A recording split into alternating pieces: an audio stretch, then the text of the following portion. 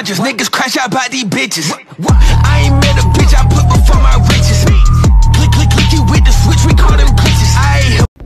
Hi everyone, I'm Raven Capada from Chang'an, Manila Bay. So ngayon, ipapakita ko sa inyo yung pinakabago naming unit na Chang'an Evo Q05. So guys, kunting kaalaman lang. So kung makikita nyo, yung mga bagong labas ng Chang'an Evo is iba na yung logo, which is 101. So parang nag-represent siya as electrified na yung kanyang unit. So sa mga ICE model naman namin, same pa rin ang V-logo. So guys, 101 means constant evolution and endless innovation. Ayun guys, sino nga ba si Chang'an Evo Q05? So, nandito siya, katabi ko, yung pinakabago natin Q05 Evo.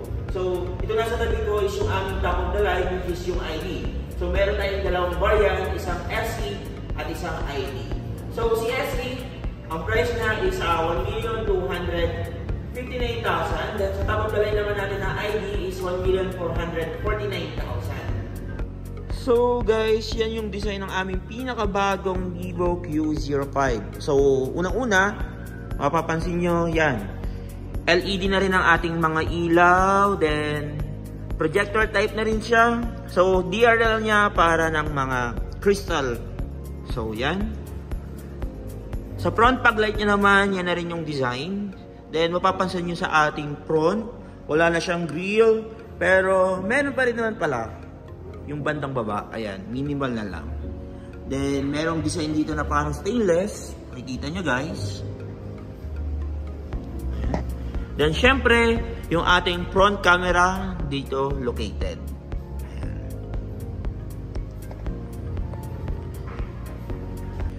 So guys, ayan, dito naman tayo sa ating size ng gulong. So si Chang'an Evo Q05 ID is meron siyang size na 19R. So sa SE variant natin is meron tayong 18R. Then ito na rin yung side view niya. Ayan guys. Then located na rin dito yung ating side repeater. So ayan. Then power fold na rin po yung ating mga side mirrors. At ito na rin yung kanyang camera. Then of course, meron na rin siyang proximity button. Ayan.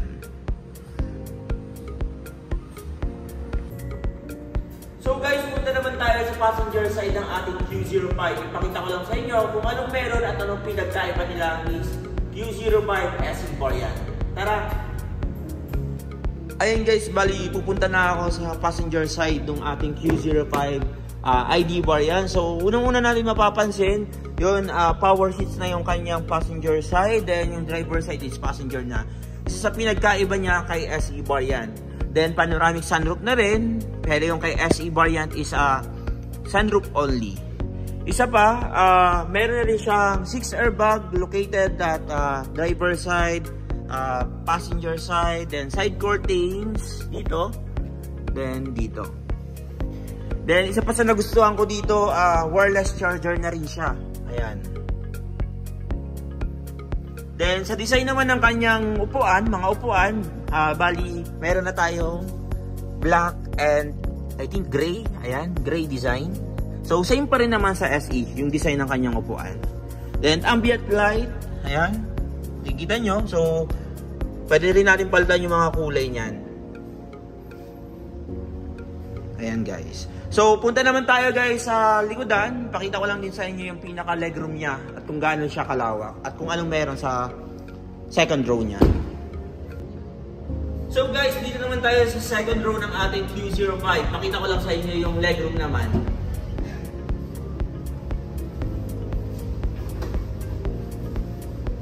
So sa legroom, ayan guys, super lawak pa din. Nakaka-relax pa din ako.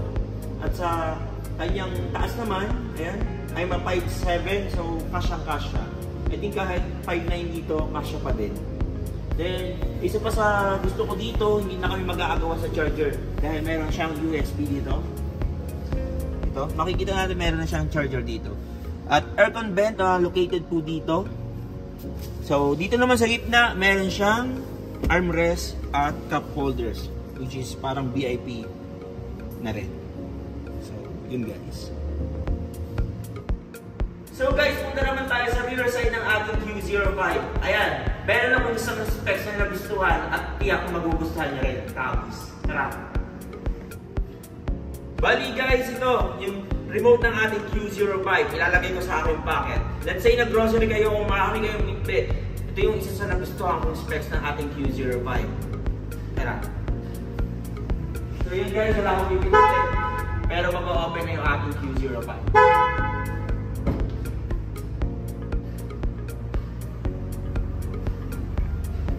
So amazing guys.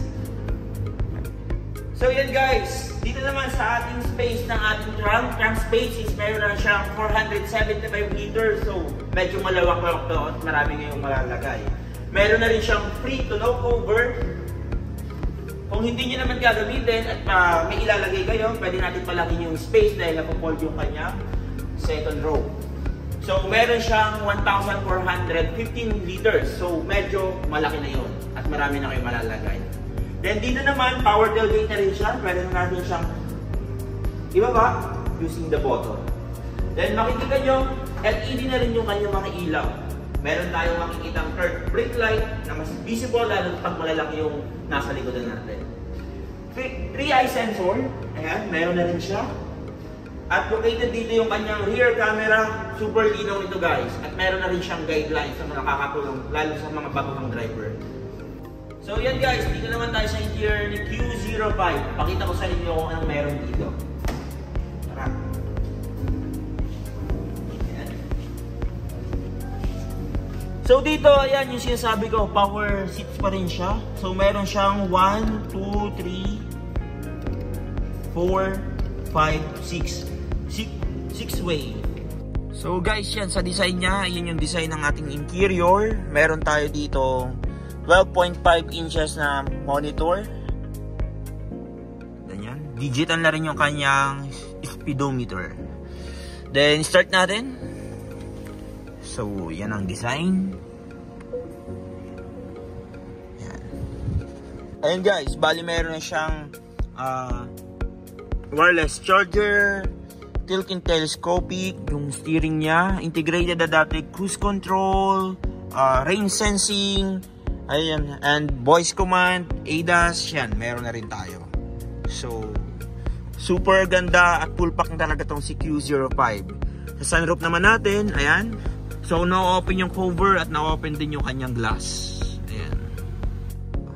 Yan mga guys, dagdag sa yabang nitong ating Q05, itong music show. Super astig nito. So, set mo lang dito, then start music, then open, automatic pag lumabas ako.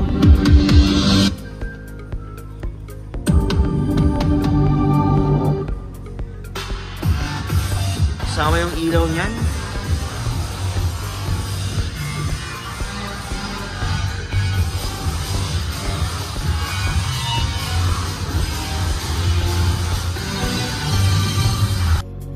So guys, yan ipakita ko lang din sa inyo yung isang specs ng Q05, which is yung forward parking natin. Like kunyari, masikip sa parking at hindi ka makapasok, gamitin lang yung remote para palabasin yung sasakyan. I-forward, kumbaga. Ayan. So, unang-una i-hold natin yung ating button dito. So, i-hold ko, pakita ko lang din.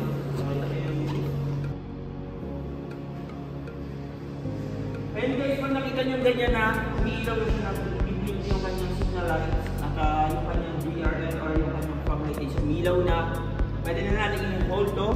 So bali guys, ito forward then backward. So hold ko tong forward. So mag-disengage yung kanyang brake. Ayan. Once na immediately pindot din sa remote, titigil din yung ating unit. Then forward naman ang gagawin natin, ay backward naman yung gagawin natin.